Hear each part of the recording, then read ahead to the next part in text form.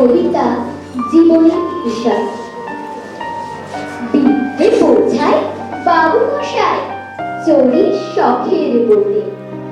মাঝিরে কর বলতে পারিস সূর্যি কেন ওঠে, চাঁদটা কেন বাড়ি কমে, জোয়ার কেন আসে।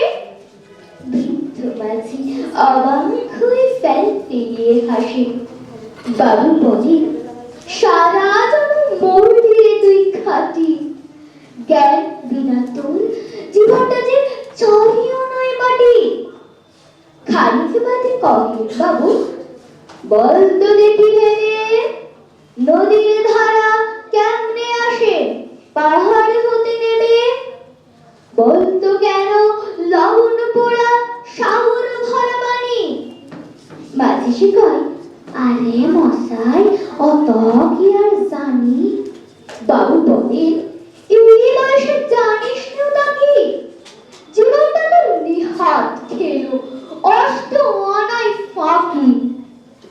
আবার ভেবে কহেন বাবু, বল তোরে বুড়ো, কেন এমন নীল দেখা যায় আকাশের ওই চূড়ো। বল তো দেখি সূর্য চাঁদে গ্রহণ লাগে কেন। বৃদ্ধ বলে, আমায় কেন লজ্জা দেশে না হেন। বাবু বলে, বলবো কি আর বলবো তোরে গীতা, দেখছি এখন জীবনটা তোর 12 আনাই বৃথা। খানিক বাদে ঝড় উঠেছে, ঢেউ উঠেছে ফুলে। বাবু দেখে নৌকাখানি ডুবলো বুঝি তুলে। মাঝিরে কয়, হে কি আপদ, ওরে ও ভাই মাঝি, ডুবলো নাকি নৌকো, এবার মরবো নাকি আজই।